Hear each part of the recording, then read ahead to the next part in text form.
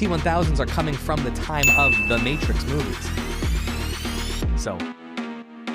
Whoa. I know. I'll send you the clip after. My mind.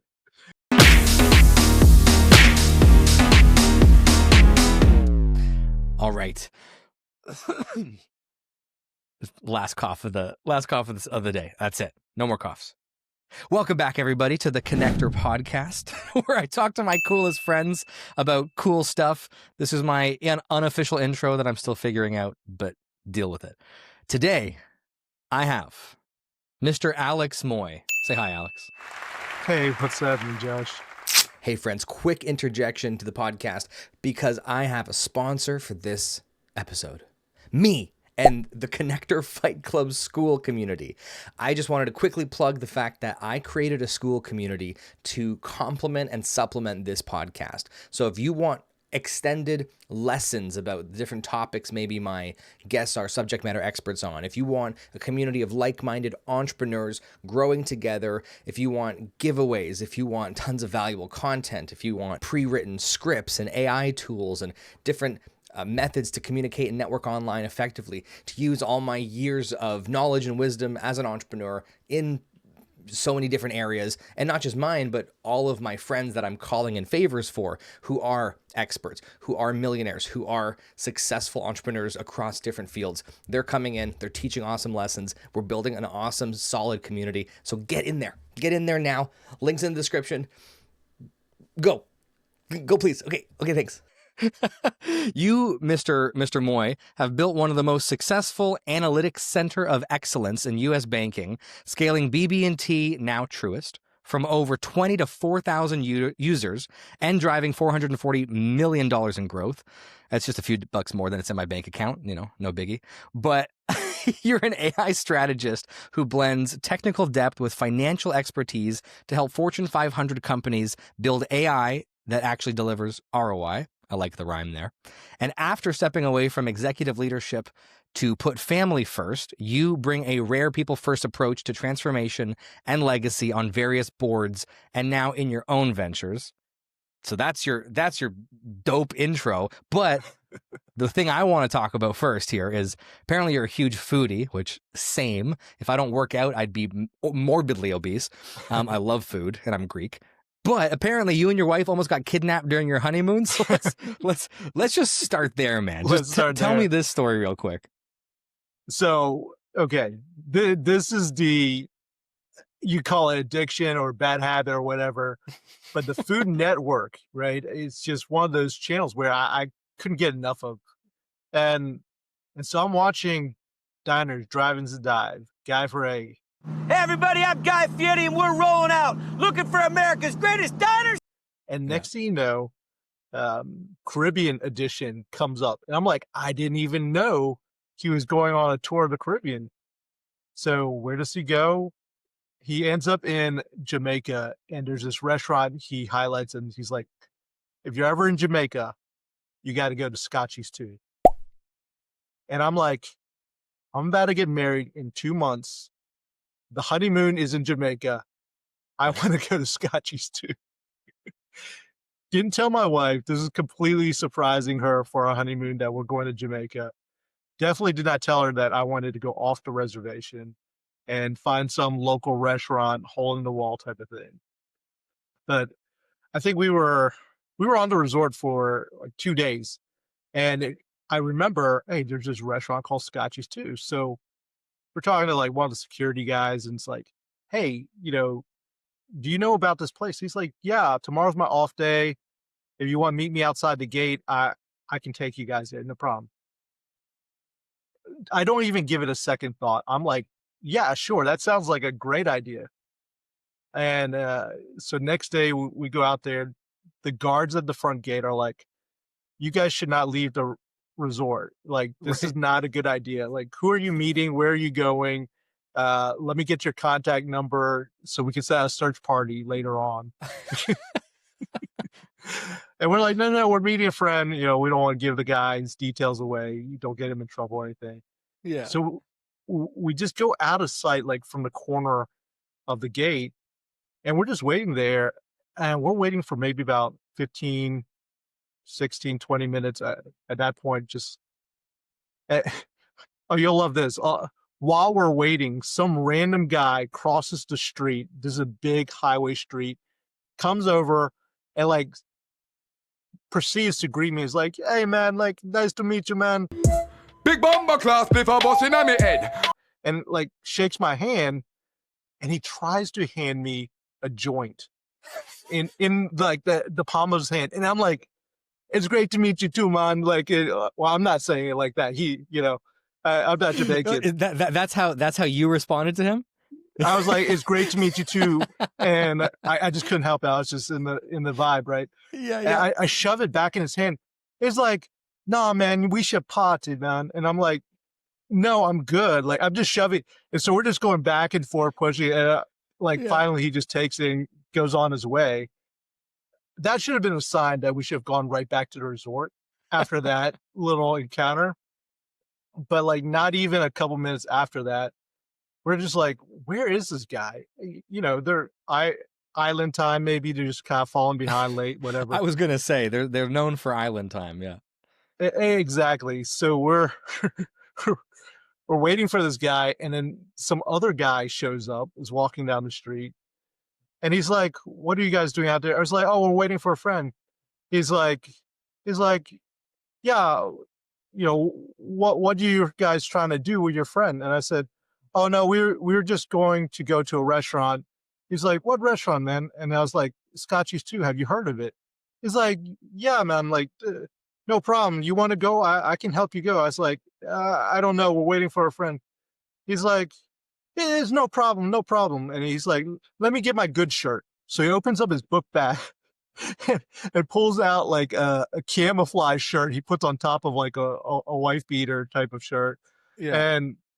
And we're walking with him. I don't know why, but there's like a little cut alley on the side, and we're standing outside of it, and there's a couple folks in there, and he's like, "Oh, here's some friends." And they're all smiling. We walk in there, stupidest thing ever, right? And we walk with some stranger we don't even know. And next thing you know, there's like 5 people surrounding us in this back alley. And one guy's offering us a horse ride. This other 2 people are offering us like beads and stuff like that. And I'm like, "We don't want to ride a horse, but thank you for offering. You're really, really butch, so I'm not trying to offend you." And I was like, "Okay, we'll buy some beads just so that they would, take some of our money and be on their way."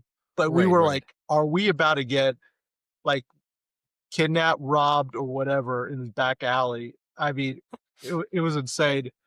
But we come out of there, and this guy flags down some random car, which is a taxi. There's like 5 other people in the car. They're already in the taxi? Yeah, they're already in. Apparently that's just how it works. It's called Uber Pool Light. That's what that is. Oh yeah. But we end up in the car. We end up going all the way to Ocho Rios, turns back around, takes us to Scotchy's too eventually. We actually go to the restaurant. And Josh, this is where I get in trouble. Uh-oh. The food was amazing. Oh, good. They had jerk chicken, jerk pork on pimento sweetwood, cooked on like the aluminum sidings, like authentic, like local cinnamon and herbs and all that stuff. Yeah. I mean, peas and rice. Like I still dream about it. Like this was the best Jamaican jerk food that I've ever had in my life. And I was like, "Oh, this is so good. This is fantastic. Great." And we get back into the cab with this guy, and they take us back to the resort. And so I'm like, "How much do I owe the cab driver?" and all that stuff. I'm like, stupid me counting out a wad of cash, Mm-hmm. And this guy says, "Yeah, that's good," and grabs the entire wad of cash out of my hand, jumps in the cab, and just takes off. So that was our adventure in Jamaica. And my wife is just like, never, never again are you planning trips for us. Wow. Yeah. Well, I mean, if you don't get a little bit of adrenaline in, then what's the point, right? You gotta. I mean, gotta keep things interesting. Well, you probably never thought you'd talk about that on a podcast, like however many years later. We've been married 12 years now, so it's There you we go. just celebrate You 12. did something right. Yeah, yeah. Congratulations. Yeah. Keep You know things what I didn't interesting. know until maybe last year? That cinnamon is bark from a tree. Mhm. What? I mean, I guess I just never thought about it. Like, there's something like I don't know what's in Coca-Cola. Like I kind of do now. But for a long time I was like, I don't know what Sprite is. It just is. I don't want to know. I don't want to know what root beer. I don't know what that is. I don't want to know. Mm. I don't know why I'm thinking about pops right now. Maybe because I'm drinking an energy drink. But there's just things you don't think about. And then when I found out cinnamon was from a tree and I saw them carve it and cut it and dry it, and I was like, well then. Interesting. I watch too many of those shows Do you? and see those clips and stuff on YouTube. So secret passion There, or there you go. obsession. Maybe we'll dive into that. But anyways, thanks for sharing that story, dude. Welcome to the podcast. Thanks for joining on. You and I met, I think, 2 months ago, month and a half, something like that. Mm-hmm. Yeah. Yeah. And we met actually from a business meeting, and it was actually, I was talking to, I believe one of the project managers you were working with, and you were just kind of keeping updated on your some of the stuff you were doing with branding and all that. And Mhm. she was telling me some more about what you do and some of the work you do, even faith-based work. And I was like, oh, Alex has some more depth than I realized. So I was like, let's have a deeper chat. And now, boom, here we are. So I'm excited to dive more into your story, your background. I want to know, let's just start off, I guess, with the basics. Tell me a bit about your story, as much or as little as you want to share. How did you get to this point in your life? Where are you going right now? What are you doing? The floor is yours for minimum 1.5 minutes, maximum 3.5 minutes. I'm kidding. I like how precisely time boxed you have that, Josh. That's awesome. Right. But listen, I think everything that I've landed into, I really have fallen into it. You talk about faith, grace of God in all aspects of it. If we go way, way back, I'm the son of immigrant parents. They met here in the States. My grandfather survived World War II with a third grade education. His Wow. mom was sold into slavery when he was real little. And he saw everything and went through everything. Uh, and I think through all of his life, what he really transferred to me was just the fact that if you're willing to put in the work, you can learn or do or build anything that you want, right? Mm. And that was kind of instilled in me early on, uh, being raised primarily by my grandparents, and my parents worked quite a bit. And then the other part would be my grandmother, who, when we were kids, I remember walking to the Flowers Discount Bakery that's like down the street from our house, or from their house. And we would walk sometimes twice in one afternoon to buy bread. So Hmm. uh, it's kind of interesting because here's the crazy part, right? My grandmother understood that sales tax in Virginia Beach was 4.5%.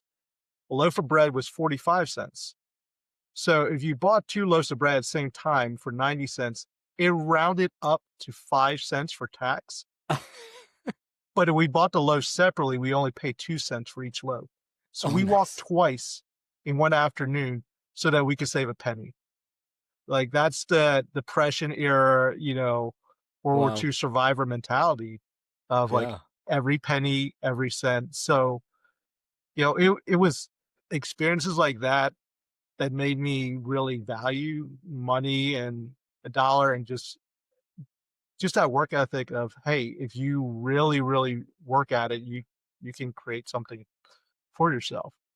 Um, Fast forward, I guess, throughout elementary school, middle school, high school, I always found myself finding ways to make an extra buck, whether it was working jobs or even elementary school. I remember getting called, my parents got called into the principal's office with me, and other parents had complained that I was, quote unquote, taking advantage of their kids and for money. And I was doing origami in the lunchroom before school started, and kids were paying me to take their piece of paper, fold it for them, and give it back to them. A nickel, a dime here, 25 cents. I'd buy some ice cream, from the lunch line. Yeah, I was gonna say, what are you doing? Betting on horse races or something? What you're a bookie in elementary school? It was that I was like, oh, they'll pay me for it? Sure. I'm offering a service, get paid for it. No, the school didn't want anything to do with that. And I was like, guys, I'm here in America. This is land of opportunity, capitalism at work. Right, You're right. shutting me down. Come on, man. Like, just the man just trying to hold me down. I was just gonna say, yeah, the man is oppressing you. Yeah. So I don't know if that was a little bit of a rebellious streak coming after some of those experiences, but everything I've done has kind of been, hey, where can we drive value? How do we affect the bottom line? And what ways can I do it easier, simpler, faster? So by the time I got into the banking world, I kind of taken a whirlwind tour of up and down the East Coast and trying to figure out things on my own for a season. Finished up school at Old Dominion and ended up at BB&T. Early career, it's all about, in my opinion, grinding out, try to learn as much as you can. But I figured out that, hey, I don't like being a button pusher. And if we were going to do the same thing week after week, month after month, I was going to find a way to streamline or automate the process. So I kept asking questions. Hey, where do we get this data? Where's this report coming from? People could give me answers. Ask another team, finally figured out where it was. And I said, hey, can you guys give us access to this data? And they're like, no, absolutely not, because you guys aren't qualified to handle and touch this data.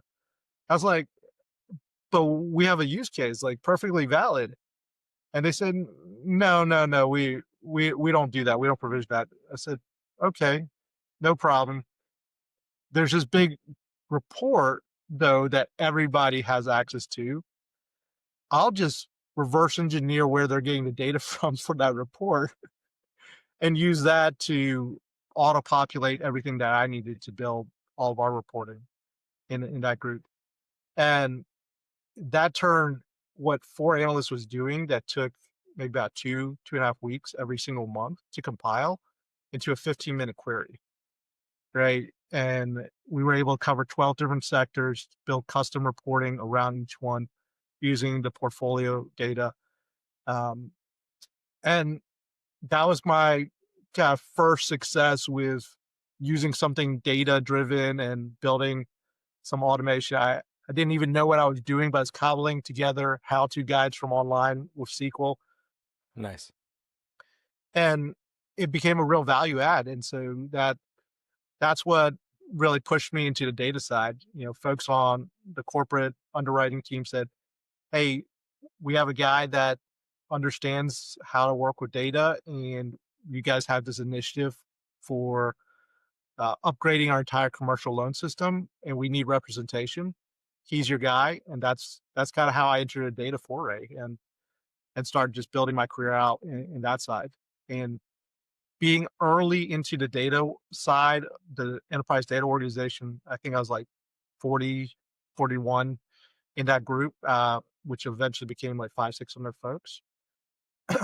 I just got to wear a lot of hats, cut my teeth, been in a lot of war rooms, sat with a lot of senior data architects and data modeling groups, and you just had to do everything. And I said, okay. I just said yes a lot to those things. And so it was just a lot of these opportunities that occurred where I was willing, I said yes, and then I had a lot of great mentors along the way. And every step along the way, it wasn't like I was trying to force something. It was somebody said, hey, you should look into this. I said, okay, sure. And then later on, maybe 18 months, 2 years later, an opportunity would happen that prepared me for, because I spent the time looking into it. Like I spent almost 2 years researching and learning data science on my own, studying Python and R, using edX courses that were free. And I just studied nights and weekends start building out my own models. And then when they decided, hey, we need a centralized data science function, I got tapped on the shoulder to help lead that initiative. And that's what's on the screen behind you. Exactly, right? This is what 10 years later, and this is what's happening. No, that Josh, my friend, is called YouTube working in the background. I put that on just for you. I got my iPad below my screen here, and it's just always on a cozy fireplace. So There you go. I get it. Yeah. But yeah, man, that's you're a smarter man than I am, IQ wise, at least. I'll give you that. Half the things you just said, I'm like, huh? But so tell me then, what made a successful corporate smart dude like you want to do the absolutely chaotic thing of jumping into your own ventures, into your own business? Where did that transition happen for you? So there's always that entrepreneurship streak in me. I think a lot of times when new project initiatives would come up, I was like, I'm getting bored doing what I'm doing. I want to do the next thing or whatnot. And so for me, it was always, where's the problem? Where's the opportunity? How can we make this work? That's fine. Like, toss me in, I'll figure it out type of situation. But we went through a merger, and so BB&T merged with SunTrust to form Truist. And there's a lot of things that happen when you go through a merger. There's people get reshuffled, orgs get merged, and things change. Culture changes a lot too. And one of the roles that I accepted close to the end of my stay with Truist was leading a much larger organization. Right, we had a 250 million P&L. We had about 2,400 resources, so 1,600 of that full-time employees, another 800 at any given time that were contract resources.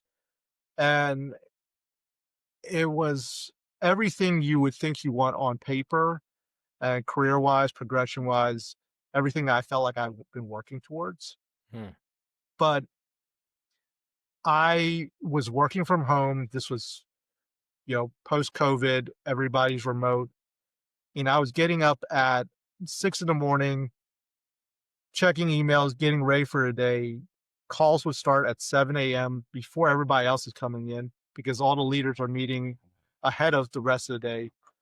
You're on calls from 8 all the way till 5:30, 6 o'clock. And then you're trying to file away things, answer emails in between things. And so I was at a computer from 6 to 7, 6 a.m. to 7 p.m., probably about doing 70 hours a week, working from home, strapped to a computer with a 2.5-year-old daughter at the time, 3-year-old daughter, a wife, and I just never saw them. Like, working from home, I never saw them, never on the weekends. It was always catch up. Right? Exactly. And I just felt like the culture fit was no longer a right place for me. I felt like the work life experience was not the right place for me. And I spoke to one of my mentors, and he had worked at the bank previously. And he said these words that just always stick with me. It's like, Alex, at the end of your 30-year-long career, and retiring, golden watch, or whatever, the only people that are going to remember your late nights and long weekends are going to be your family and friends, if they're still around. And it was that last part, if they're still around, that really drove it home for me. And I went back, spent some time thinking about it, sought other advice and counsel about it, prayed about it, and I really felt like I had to make that leap and leave the organization.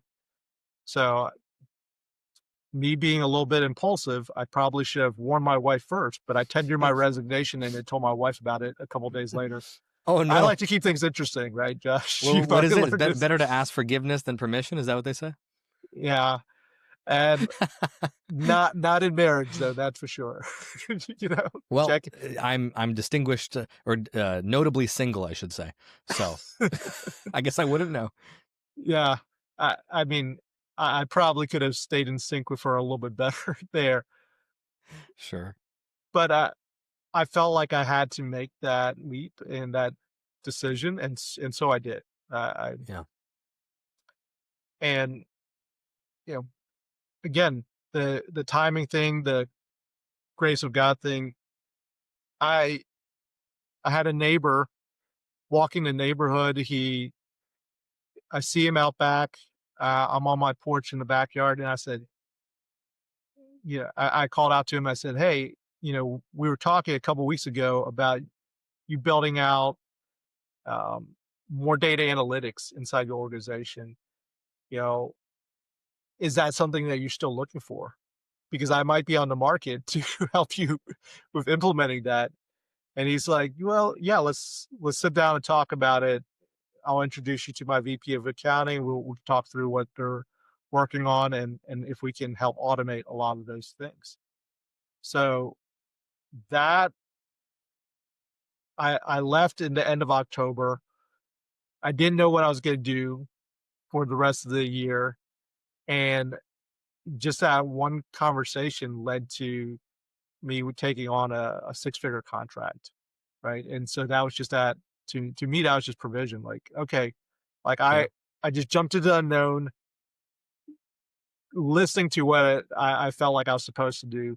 And then next thing you know, I've got a neighbor who happens to be the CFO of a good sized organization that's offering me, an opportunity to help them with a big project. So Wow. that's how I kind of jumped into the consulting and entrepreneurship foray. Yeah. Wow. It's funny, right? What do they say? Success is when preparedness and opportunity meet. So it sounds like even from some of the stories that you were saying earlier about you just study the stuff on your own, just for fun, things you're interested in. And then boom, opportunity in the company came to say, hey, we need a guy to do this. And you're like, I've been studying that. And this is why I do, uh, Brazilian jiu-jitsu alone in the basement with Bob, those the Yep. punching Bob, Yep. because you never know. I'm kidding. I don't do jiu-jitsu with Bob. Although he's definitely good therapy. I don't know if you ever punched a Bob, but if you don't have a sparring partner, let's just say there's many nights I've let out my frustration on Bob, and then I gave him a hug after, actually. Cried on his shoulder, and I thanked him for being there for me. But he's a good guy, that Bob.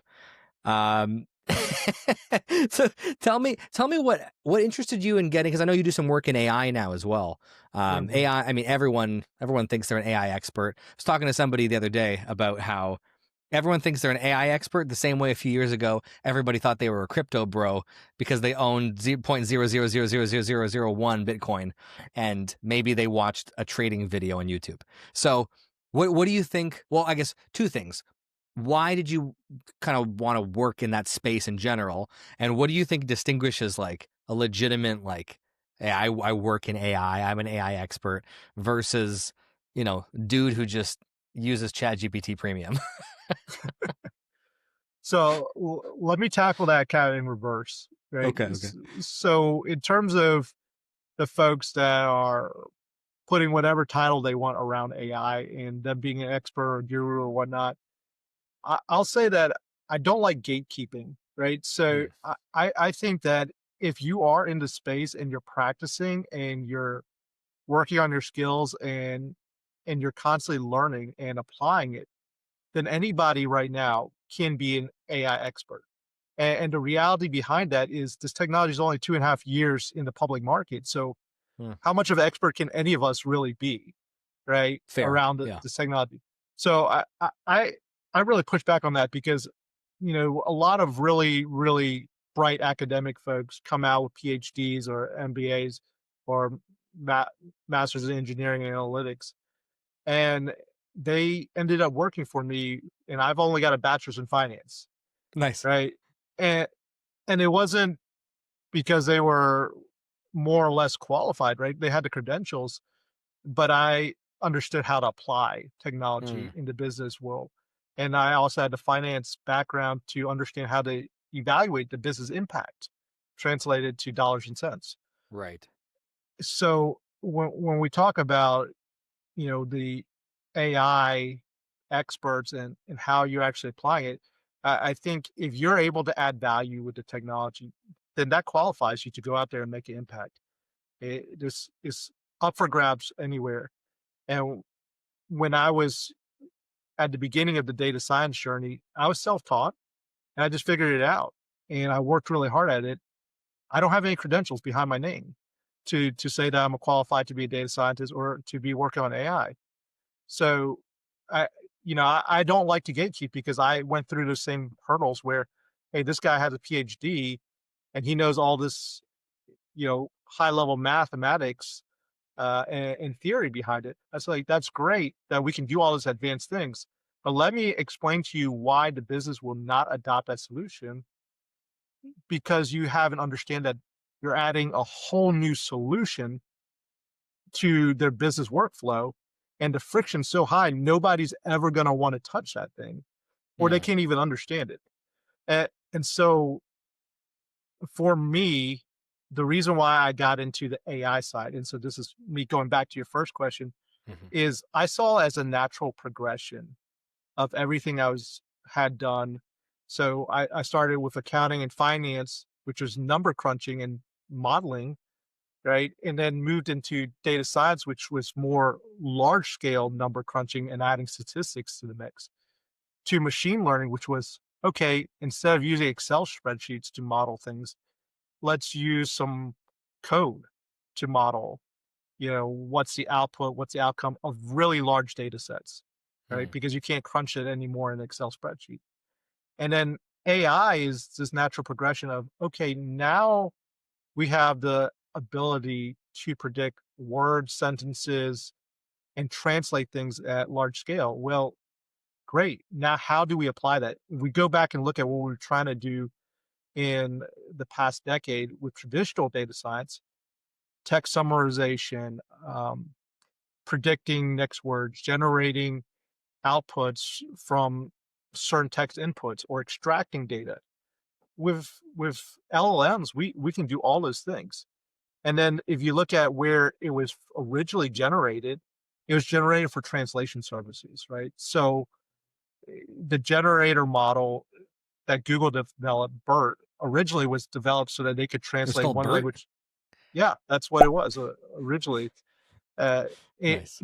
They created the first transformer models, right? And that was used for translation. And that's where I think I'm going to get really geek out technical on you, Josh. Oh, you But haven't already? I'm just joking.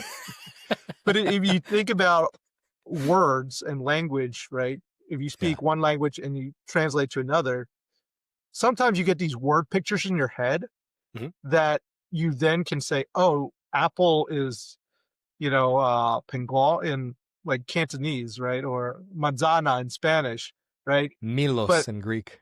Milos in Greek. I see. So it's like, but you get that word picture in your head that you know what it is, no matter what word you're using, right? You still have that concept.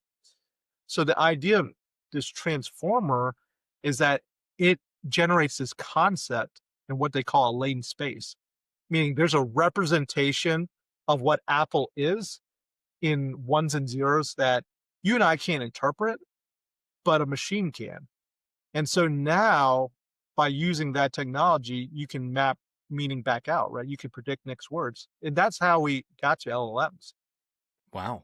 Which is why it's a really great tool for code generation, because you're translating English, intent into code that executes on that intent. And so there's a lot of great use cases. There's also a lot of great, not so great use cases. So it's understanding how to use the tool for the right purpose and understanding where the gaps and the flaws are. And for me, getting into the AI side of things and moving from just being analytics center of excellence to AI center of excellence goes back to what I did at BB&T and Truist, and what I've done with other clients as well is how do we enable people to use AI. A lot of people see AI as like, oh, this is going to save me so much money. I'll be able to cut all these people out of the equation. That's going to drop my expenses real low. And my argument, especially if you're a large enterprise, is no, this should be AI and people. It's a tool, not a takeover. Right. Right. And that's the big thing that I want people to understand and resonate with, because there's a lot of fear and insecurity around jobs and roles. And this is just a technology like anything else that we've had. It's just moving at a pace that's much faster than we have had in the past. So you still deal with the same types of challenge with people. What's the change management look like? What's the friction? How do they learn? How do they adapt? How do they adopt? And then there's also all these governance control risks that you're encountering too. And so organizations that try to build and deploy these things, they've got a lot of concerns from a regulatory side, a consumer protection side, data privacy side. And so there's a whole lot of other risk factors in terms of deploying AI at scale for large enterprises than simply, hey, let's slap Chat GPT on it and call it a day, right? Like, it can generate a report. Yes, it can, but can it do it consistently thousands and thousands of times, or are there going to be gaps in the process? Dude, my ChatGPT can't even take out long hyphens. Okay, so I'm The M like, dash. no. Yeah, I'm like, come on, man. It's it's getting there. Yeah, that's everyone I've been talking to lately that is more, excuse me, situated in this space, more advanced, let's say, in AI. They all say that exact same thing. This is not supposed to be a takeover, rather, collaborative effort. We can use these things to create a lot more efficiencies and advance our what we're doing. But yeah, a lot of it, especially on the communication side of things, it just can't replace a person yet. And I found out today, I was talking to a dude who was telling me that LinkedIn, Meta, some of these platforms actually block AI chat agents from being in the DMs. So you can use automated, what's the word for this? Like, have you ever heard of a platform called Dripify or HeyReach? You can use these automation platforms to send out the initial messages. They can do some actions like a post, endorse. They can send a follow-up sequence. But as soon as somebody comments, or as soon as somebody messages in the sequence in the DMs, it breaks the chain, and then somebody has to be in there. So apparently at that point, a lot of people obviously want to then put a chat AI agent in there to book meetings, but apparently LinkedIn and Meta and some of these platforms have like really intense firewalls around that, where it doesn't allow you to put AI bots in there. Because I mean, I can imagine very quickly it would just be bot talking to bot booking appointments. Which I know there's even, have you seen some of these AI cold callers and the way, or not even cold callers, appointment setters on the phone, like, Dialers, hi, can I book a meeting with so-and-so? Yes. What is your name? When are you available? And they could even do some objection handling, some basic stuff. Like, I don't know. It's crazy. I mean, I think there's a place for some of those things. Like, let's just say you're a local plumbing organization, right?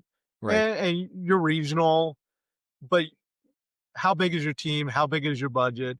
You've got maybe 30 plumbers on staff or whatnot, and maybe another 10 people on the back office. Yeah. You're not a 24/7 answering service.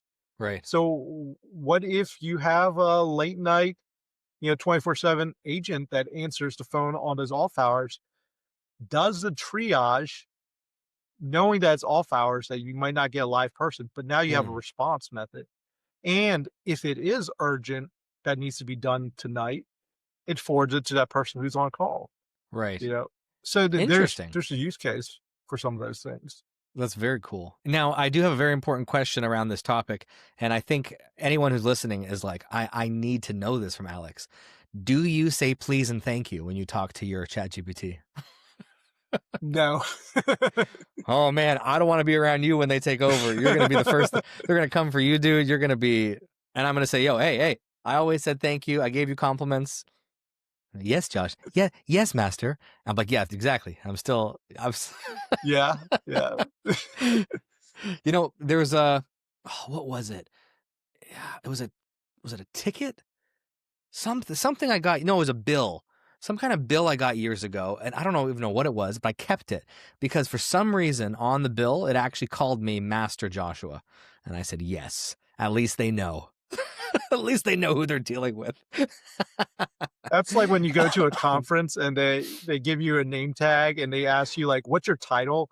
It's Right. like Lord Master of the Universe, just whatever. I don't know. I was actually on a call earlier with some cool Star-Lord. guys. This may be a good transition into a different topic, more kind of faith-based, because I was on so on my LinkedIn, my pronouns are kingdom/bound, and I was on a call with these guys and they asked me about it, and they're like, is that like a faith-related thing? And I made a joke. I was like, no, I'm actually like, I love castles and dragons. And for a second they were like, okay. And I'm like, no, of course it's a Christian thing. And then we were connecting on that. But I know you're a man of faith, man of God. Do you, where do you think that line is with the business that you do, the work you do? Do you think, especially in the professional corporate settings that you work in, is there a place for faith? Is there a place? Do you have to keep that stuff completely separate? Does it just flow through you because it's part of your life? Like, what are your thoughts around, your faith in the corporate setting, and then also as an entrepreneur now, right? Sure. More independent. Do you think is it more relevant to you now that you're kind of on your own? I think being on the independent side allows me to be much more transparent about my faith. And there's certainly some challenges that you have in a corporate environment with that. Not saying that that's necessarily a blocker. I think organizations aren't opposed to it, but you just have to also recognize the environment and the culture that you're in. And I would say that it's not that I've ever hid my faith or expressed it. It's my goal when I'm in a workplace, when I'm in my profession or with colleagues, is to be objective and maybe more task oriented. And, the work is the work type of mentality for me. Sure. And so I've tried to keep that the main focus in any work relationship. Now, that said, I think where my faith shows through in my work is how I do my work, the things that are unsaid or the way I communicate relationship wise. Sometimes you're on calls with folks that are familiar, and I'm the only one not swearing, for example, right? And I was just gonna say, I bet you're cussing people out all day. yeah, No, I'm kidding. that's all my private time, man. I talk behind their back about them swearing. You're just on Reddit. Yeah, exactly, just trolling people on there. But it's one of those things where you speak and you can demonstrate your faith with your actions more than you can with your words, especially in the workplace, I think. Yeah. And I remember this guy is still a really great friend of mine to this day. I had a chance to marry him and his wife. Okay? Nice. You're ordained? I am ordained. Nice. I got mine online at universallifechurch.org. Funny story, me too. No way. Same website? Same website.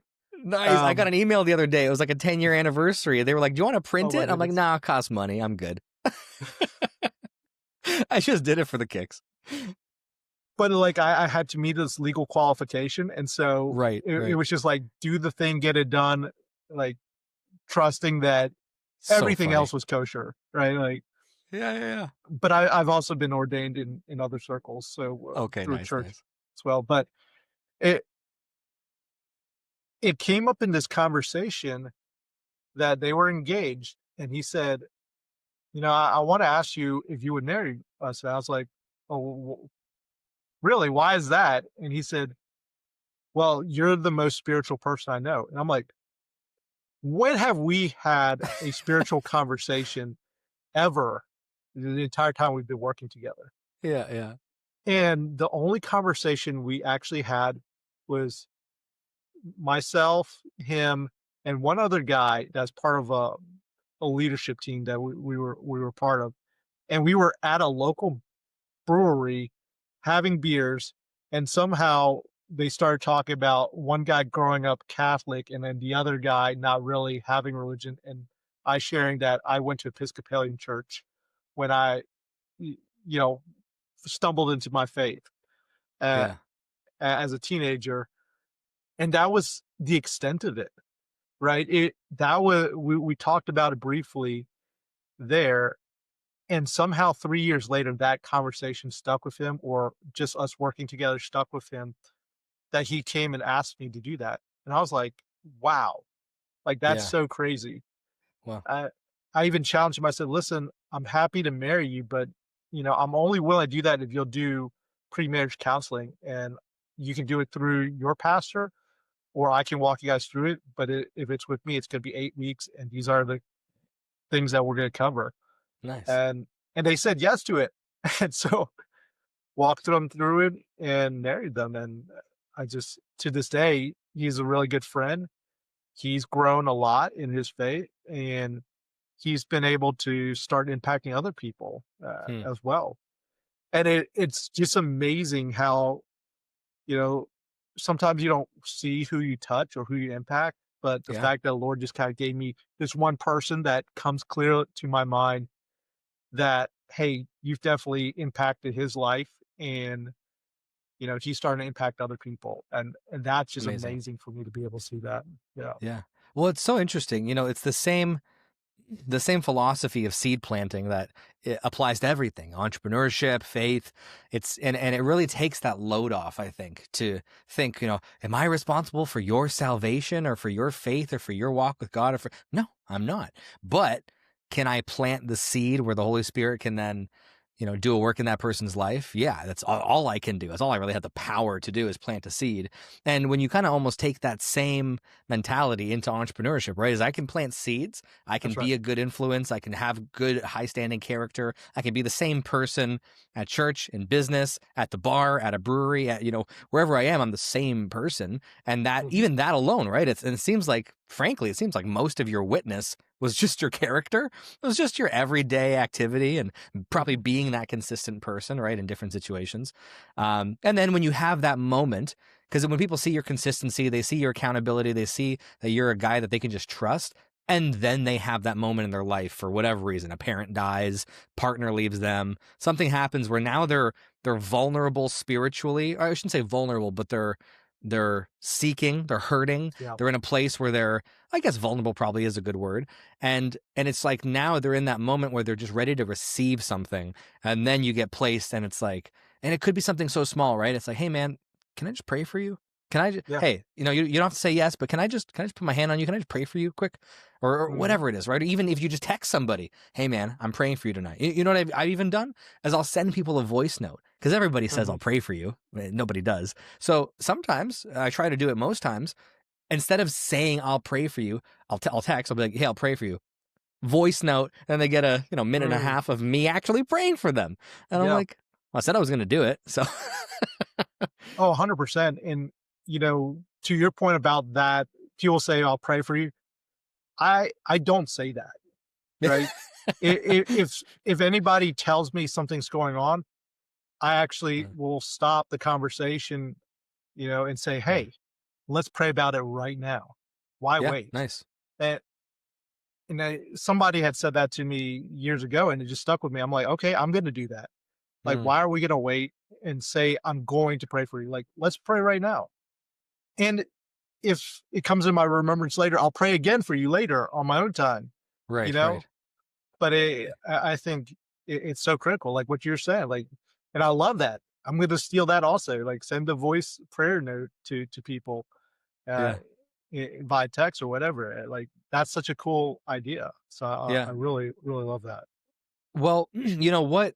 At the end of the day, if we actually believe, if you're a believer in God and you're like, well, God's in control of everything, and ultimately doing things, going back to my LinkedIn pronouns, kingdom bound, kingdom focused. If that really is the most important thing, then regardless of how busy you are, how much of in a rush you are, if somebody, like you said, if somebody's in that moment, literally what's more important outside of a physical life emergency, right? And it's like, okay, well, if I'm going to be late to this meeting, but now there's an opportunity to pray for someone in the moment, if God's actually in control of everything, then me taking that moment, kind of following that nudge, that urge, to do that. If I take that urge, or if I follow that urge, and now I'm late, I don't know what could have. Maybe I missed a car accident that would have taken me out. Maybe me being late actually is going to be a positive thing because who knows, right? So who knows what's on the other end?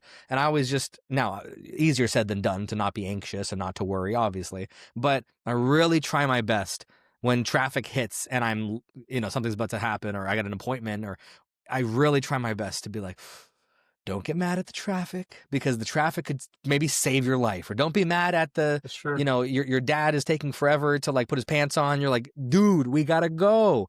But hey, maybe that extra leg not going through the pant, maybe that saved your life somehow.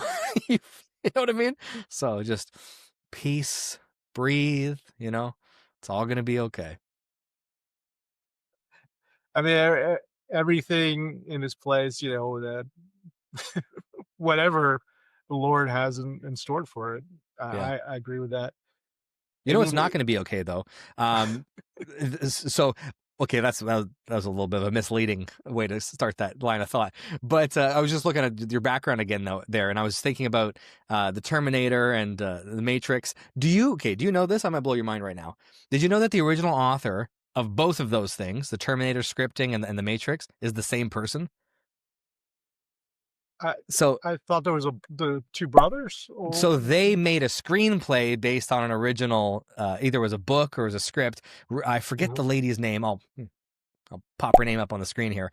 So it's the same woman that actually wrote both concepts, and her words. There's actually an interview. She literally said the Terminator is the prequels to the Matrix. The Terminator is the prequels to or the beginning of the Matrix. Sarah Connor is actually Neo's mother. So JC, John Connor's Jesus Christ, grows up to be Neo, one and the same in the Matrix. The Matrix is in the future.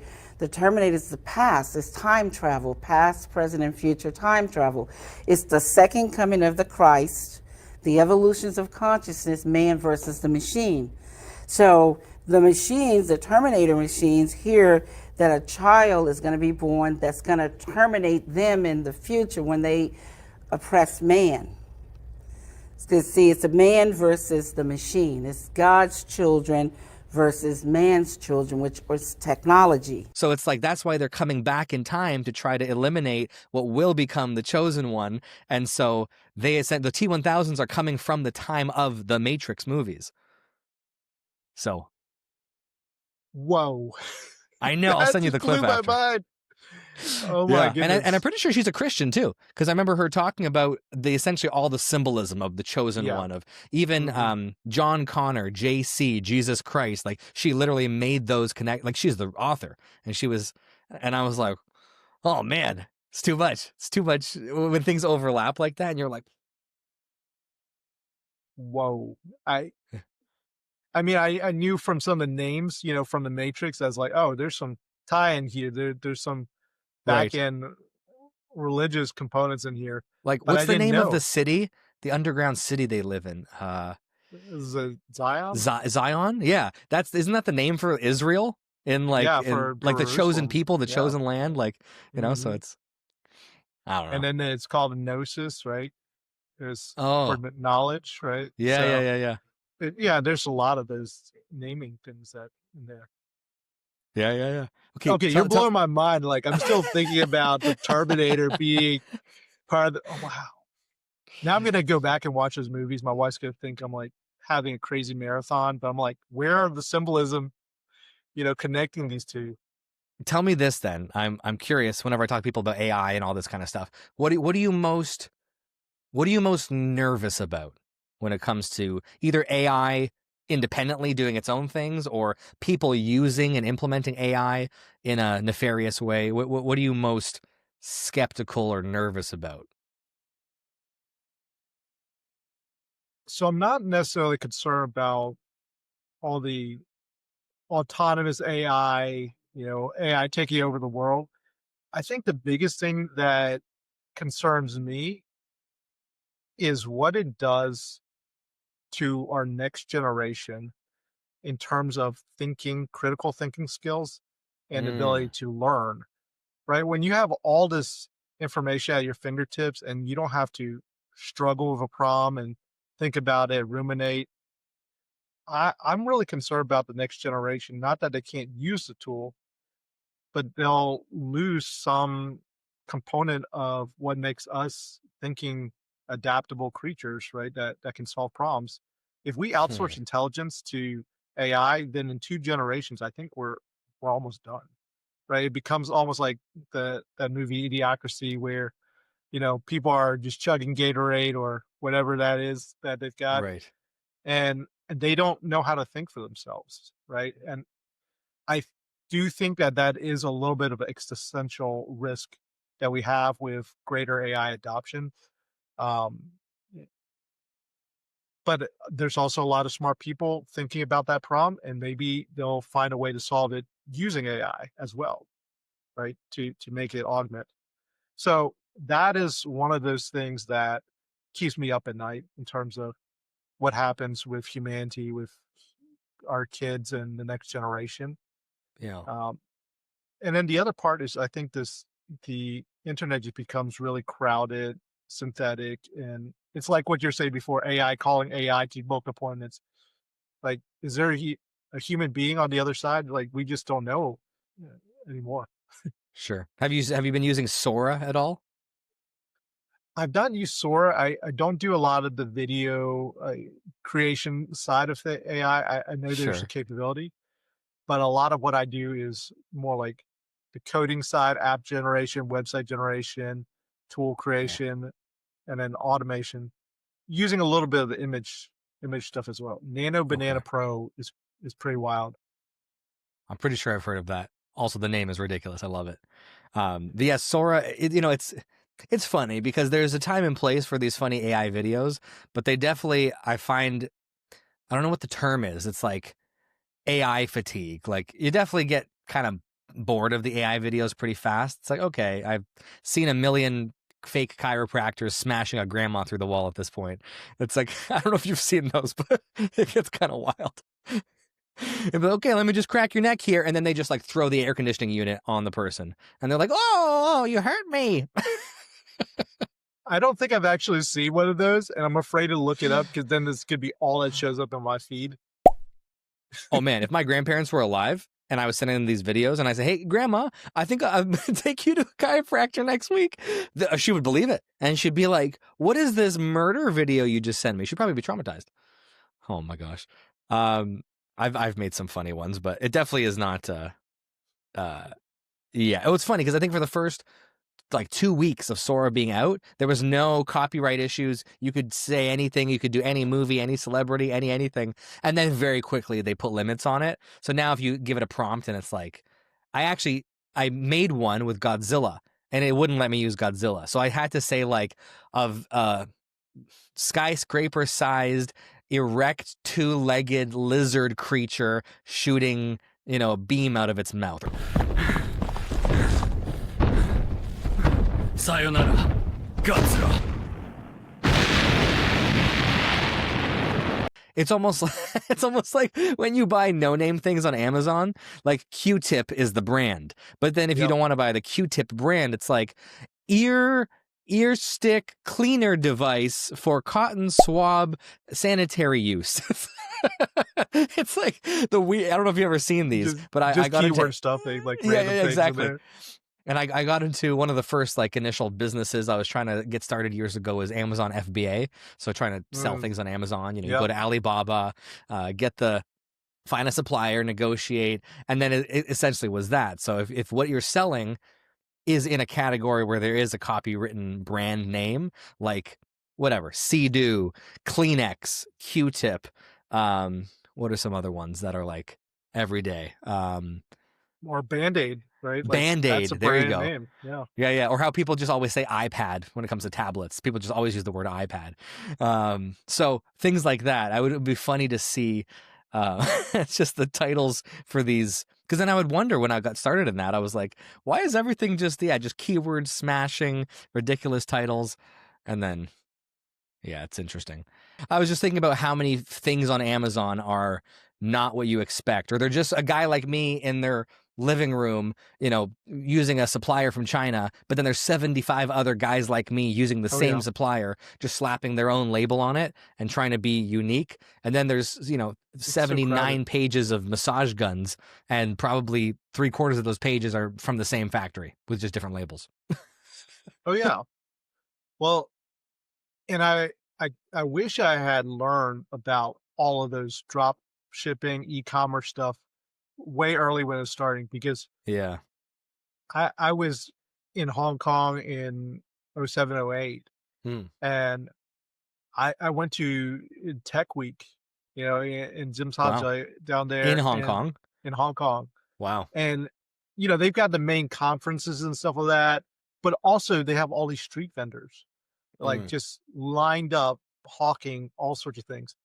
And I don't know if you remember this, but the USB stick drives back then was like one 512 megabyte was like $20. Yeah. A gigabyte was like, oh geez, you're gonna be dropping $80-$100 on one of those things, right? And now it's like, oh, it doesn't come in like a 16 or 32. Like, don't even talk to me. Right. But this podcast in 4K is going to be freaking 15 gigs alone. yeah. And so I found 2 gig sticks, 1 gig, 2 gig sticks over there on the street, and they were selling them for $1 a piece. And I said, what if I buy, 10? And she's like, I can drop it to 80 cents a piece. I said, great. What if I buy 20? And she's like, yeah, 75. She understood I was now trying to figure out how low I could get her. I was like, she's like, maybe I could do 75. I was like, okay. What if I buy 100? And she's like, we could do 70 cents a piece. I was like, okay, great. I'll take 200 at that price. Like, whatever.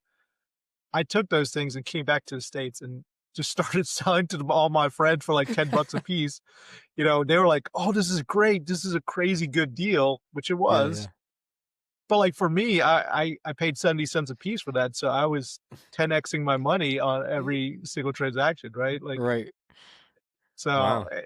I was like, I wish I knew about e-commerce. I would have just gone back to Hong Kong and bought all those things and sold it online. Yeah. Well, if she was smart, she would become a distributor in China for Americans. And if you were smart back then, you would have done exactly that. But hey, they say hindsight's 20/20 for a reason, right? So Yep, that's right. hey, I would have bought Bitcoin back then too if I knew, but whatever. What can you do? It's funny. There's this comedian.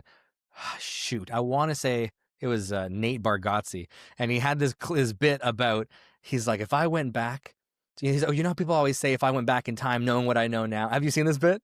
I saw him live in Raleigh a couple months ago. Yeah. Nice. So did he do that bit Yeah. about like, if I went back, I would change nothing. I know nothing that would be useful. He's like, I would show them my phone, and then they'd ask me how it's made, and I'd be like, I don't know. I don't know. I would have the chance to invest in the stock market, and I wouldn't even know what to like. It's just funny the way he's just self-deprecating, like, but it's so true. So going back to what you're saying about the kids and this next generation, I mean, I think about that too, man. Like if an EMP wiped out everything and I had to just survive, I think I know enough that I could get by, especially if we had a group of people. We could probably survive. I don't know if I would thrive knowing the little bit that I know about survival and outdoor stuff, mostly from, ex-military YouTubers. Like, to be honest, I learned a little bit when I was in the Army, but I wasn't in for so long that I really got so much knowledge.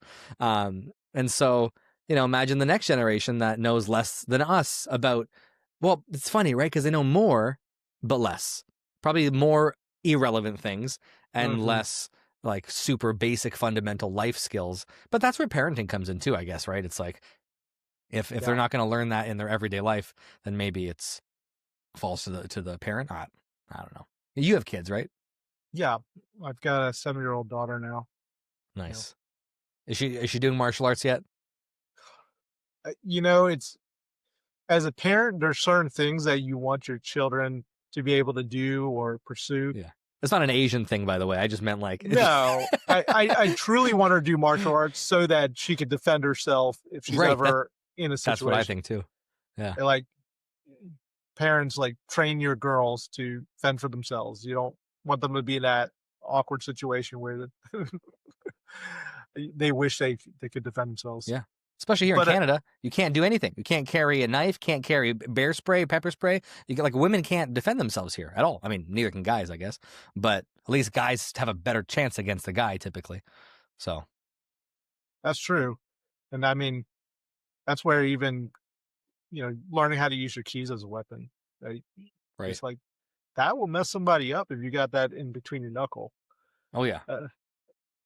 But yeah, I we've tried so many different things to get her into, and I don't know where she gets it because my wife is not like a super girly girl or whatever, but she's all about her makeup and she's like princess sing and dance, and she wants to do cheer and tumble and dance. I mean, hey, that's still it takes a lot of agility, a lot of athleticism. So I always think at least martial arts or gymnastics, I think at least one of those would be mandatory for my kids.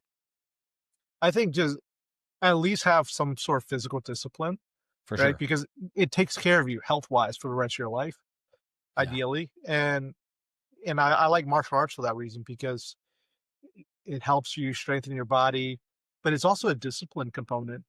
Yeah, for sure. A lot of martial arts practice the mindfulness component and being disciplined with your actions and respect.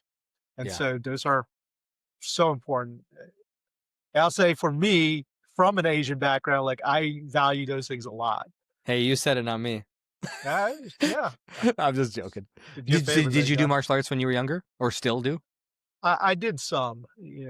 My grandfather actually didn't want me getting into martial arts because he thought that would get me really? in trouble. Like, He watched The Karate Kid too many times. yeah, maybe it's like something like that, right? But when I got older, I started in high school, started getting into some of that, and then Nice. took some classes and think through college and all that stuff. So Yeah. Well, I think it gives you. I did karate all my life, and then I did when I was on my own university. I did a mix of some stuff. I think I did a little bit of Muay Thai, a little bit of Krav Maga. I took some classes in that, but I just had built up as a kid. I just built up this certain dexterity, flexibility, coordination. I could just handle myself. I dabbled in parkour for a minute. I was not good, but just even some of the basics, being able to take a fall and roll or do certain things. Like I remember growing up, like I wasn't a big kid. I didn't have a ton of muscle. I was pretty skinny actually, but I always just had kind of an air about me where I was never really worried about fights and stuff like that because I just felt like I could take care of myself. Maybe I was delusional. I don't know. I thankfully never actually had to really defend myself. There's a couple close calls, but I say that because I think especially for girls, I mean, for everyone, but especially for girls, if you have that like additional confidence, that additional just, physicality to be able to, again, even if you're athletic and you can run really fast, even that would be very helpful in a dangerous situation. So, I definitely think martial arts, are, I wouldn't say a necessity, but like high priority for a lot of kids, just to be able to like know how to control your body, 100%. I agree. Yeah. What was your main thing as a kid? Was it music, sports? What was your video games? All the above? I wanted to play video games, was allowed to, Yeah. was, given a musical instrument. So I learned how to play piano, which I appreciate now being older, but at the time it was kind of forced on me. But I was really into soccer, and I still am. Like I had played soccer since I was 5 years old, and I was playing in adult leagues, up until just maybe 3-4 years back. Nice. And I would say I probably need to get back into it just so that I have a reason to, run around and stay fit. So it's one of those things as you get older, you realize it's like, oh, I do want a hobby, a physical discipline, something that keeps Sure. me moving. especially nowadays in front of computers and screens all days and meetings and whatnot. So Yeah, you're talking to a Greek and an Italian, so you have to say it properly. It's football. Okay, so football, yeah. have you seen? I don't know. Do you watch a lot of TV? Have you seen the show Ted Lasso? Our competition tonight is tougher than ice cold beef jerky. I know the show, and I've maybe seen a couple clips, but people keep telling me like I should be watching that show. Oh, I just binged it last week, Yeah? a couple weeks ago. I'm obsessed. Like I want to watch it again, and I just watched it. I thought it was very good. So there you go. Josh, stamp of approval. Ted Lasso on Apple TV. Use code Josh15 to get 15% off your. I'm kidding. I'm not sponsored by Apple TV yet. Yeah, I mean, you just got to keep putting that plug out there. Hey, if Apple wants to sponsor Josh, here's how you can do it. I don't know. Click on the link down below and send him a message, right? There it is. Soon, Shameless plug. maybe soon enough. Maybe on the next season of my podcast, I'll get my first legit sponsor. I'm debating actually because I do have some like affiliate codes for a few things, like some meal delivery things, like Factor, Riverside, the platform I'm literally using this on. Like I have their affiliate program, but like I don't know, should I put that in the podcast? I'm probably not there yet. Use code Josh10. I don't know. I'll put it in the description. If I decide, check the description. Maybe it's in there. Who knows? Never know. Put it in the description. Somebody might find it. Yeah. So tell me this, because I know we're already, what are we? An hour and 10, something like that. So we'll wind down here in the next 3 hours. No, I'm kidding. We'll wrap this up in a few, but tell me, Alex, tell me a little bit more about what you're doing right now. How people can interact with you. Like what are you doing? And what do you think your trajectory for the next, let's say for the next year is? Where do you want to go? Where do you want to take this? I think with the AI use case, right, in building out center of excellences, my goal is really to work with those enterprise organizations that are trying to enable that. And I see it because one, I'm very familiar with that space, coming from that world. But two, it's because I think it's also going to have the biggest impact on employee base, right? So when these organizations are evaluating how to apply and enable AI, if I'm working with a large organization with 20,000, 30,000 employee workforce, that's going to impact a lot of folks, and it's going to help them grow and ensure that there is a trajectory for them long term, career wise. There's just so much opportunity for upskilling and learning this technology, and is rapidly evolving. So I'm really passionate about helping organizations align their human capital with their AI technology. And I want to see more of that and less just live by the quarter expense reduction, cost control environment. I think there's a way to keep headcount steady and deliver 2 to 3x, and maybe leaders that are aligned with that can find a way to reward their employees that are doing more, right? Sure. Maybe there's a world where those incentive packages and improve it along with that if they're adding more value. So that's kind of where my heart is at in terms of what I want to see for the future with AI, not just automation and AI taking over everything. I think there's more of a use case for employing AI with people. And so that's what I'm really, really passionate about, is getting that message across and helping people build a structure to enable that at scale with, like you said before, measurable ROI, because I've done it in the past and I know how to do it. And I've trained other organizations to do it as well. So that, I think there's a lot of value to be added by doing that. But I would also say, I get the opportunity to work with a lot of AI leaders and other folks that are interested in the technology. And so for me, the opportunity to share on what I'm learning, what I'm seeing, to collaborate with other folks in the space is really, really exciting. It's fun for me. I geek out about this stuff. Like I can go deep dive on what happened with anti-gravity that just got released last week and Gemini 3, right? So there's like a lot of fun stuff that's happening every day, every week. And so I love connecting with people I love being able to share this stuff at conferences and, speaking to audiences so that more people can understand what's possible and how to take these best practices back to the organization and help their companies adopt it successfully.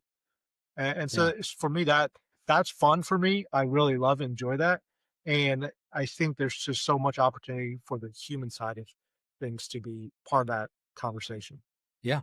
Okay, quick plug here. Because we met through a company I work with right now, Brand Alchemy, all about personal branding, how to elevate, entrepreneurs, executives, founders, people who are operating at a high level, aka you, right? When we started talking. Obviously, I didn't convince you that you need brand work and, specific help getting on podcasts and stages and using, I always use the analogy of like, you're the F1 driver. You're already doing good. You're in the race on the track, but maybe you were jumping out, changing your own tires. We come in to really be that pit crew, right? Help give you some extra horsepower in the engine by building your brand, but then also being your pit crew, so to speak, by actually helping you book podcasts, stages, get out there.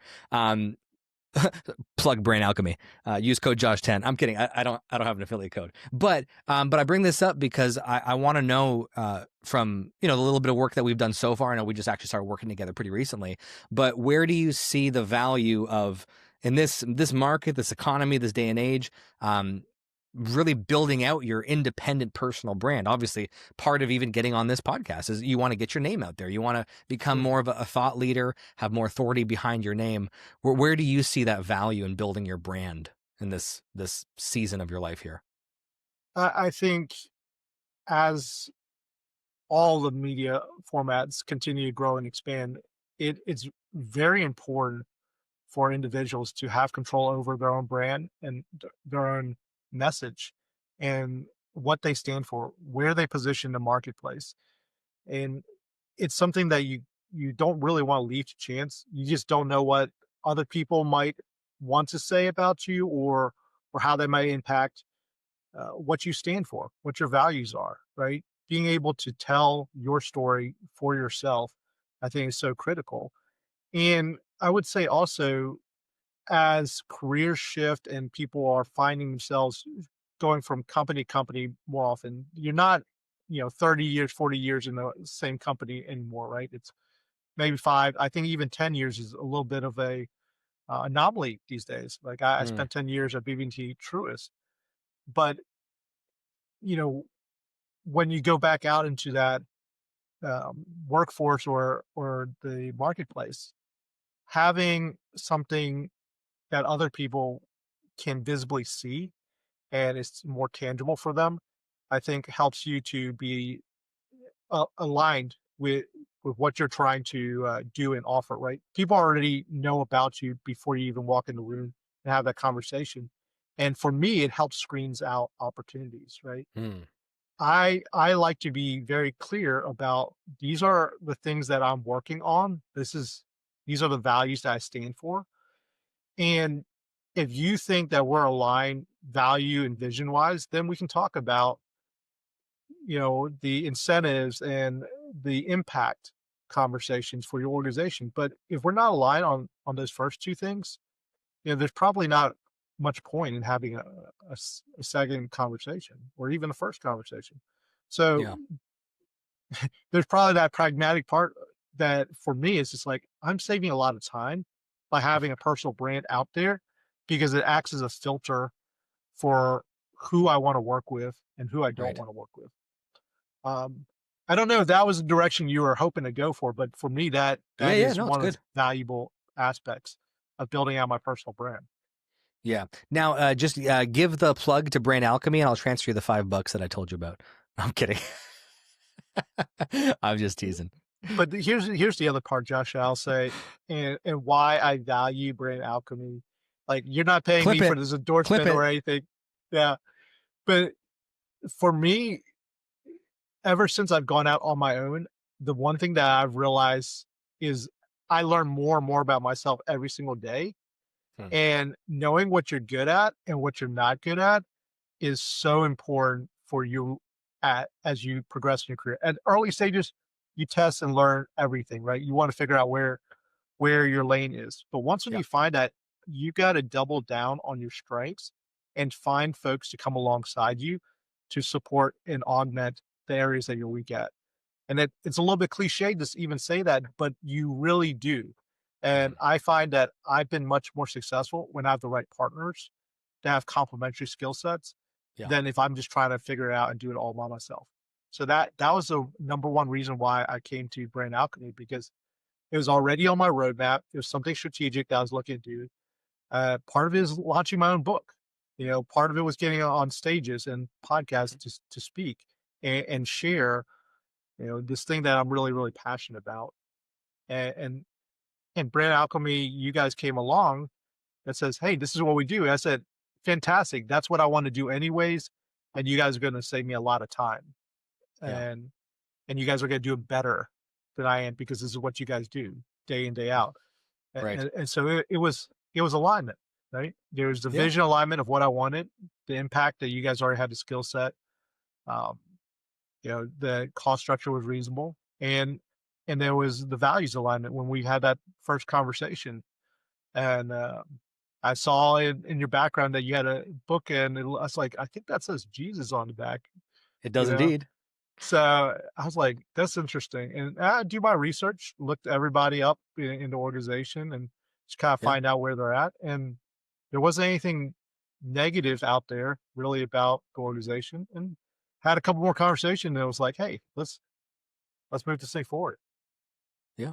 Yeah. Well, it's funny, right? Because so exactly what you just said, that pre-vetting, that, it filters opportunities.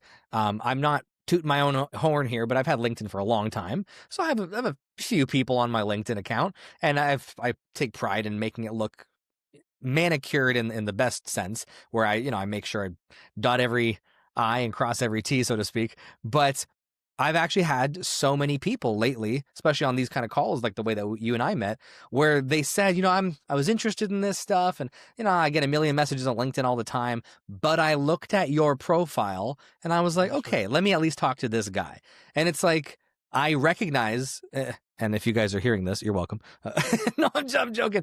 I recognize that I'm an asset to the company in terms of even just how my LinkedIn profile looks, because it's exactly what you said. It's my own, I would say pretty, nubile personal brand as it's in its infancy. But even what it looks like now still contributes to quite a few people being willing to take a call I wouldn't otherwise take, because I always get pitched on LinkedIn, but they saw my profile and they were like, yeah, let me talk to you. And so that alone speaks to exactly what you just said, right? How you appear, 100%. the perception of you gets you in the room. And I always say, we can create perception around you, even as a branding agency. We can create perception around you to get you in the room, but it's your character, your skill, and your personality and all that keeps you in the room. So I typically, try to vet out people who I don't think can keep themselves in the room, if you know what I mean. Low character individuals. So, but thankfully, most people I talk to are awesome. And, excuse me. And yeah, I think any company, should try to align themselves, even on a client basis. You don't want to work with just anybody. Not all money is good money, right? That's right.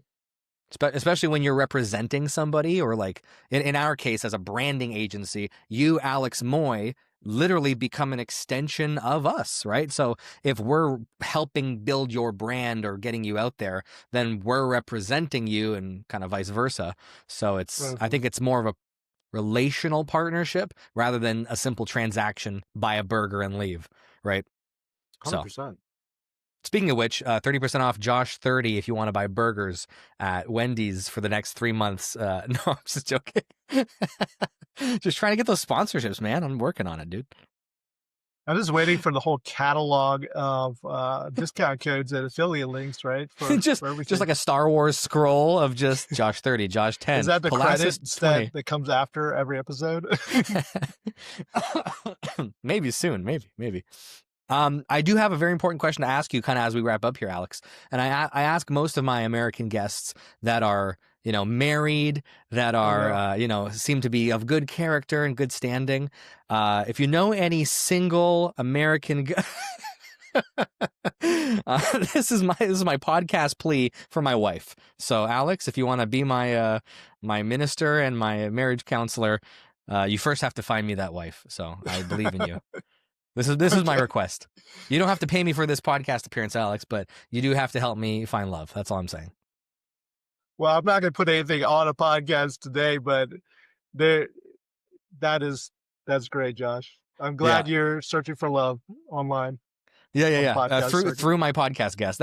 This is the primary reason I started a podcast, to find my wife. That's why you call it The Connector, right? You're looking for that love connection. Maybe I should put the subtitle, The Connector with Joshua Palassis, looking for a wife. There you go. I think that would bump you up a couple rating points, right? Probably different categories I wasn't expecting. Yeah. That's right. That's funny. But hey man, I want to shout you out here as we kind of wrap up. What's the easiest way for people to contact you, get in touch with you, just work with you? What's your hub right now? Yeah, everything that they want to know or need to know, you can find out on alexsmoy.com. And that S is important. People miss that sometimes, but you'll confuse me with a different Alex Moy, maybe related. I don't know. Is he from Jamaica at that restaurant? No. Funny story though, that guy kept calling me after we were back in the States, asking me to sponsor him and sell his CD, his music CD. Oh, you can't make the stuff up, man. You can't. I think I have a guy from, he's a super nice guy. He doesn't bother me, but from Dominican Republic.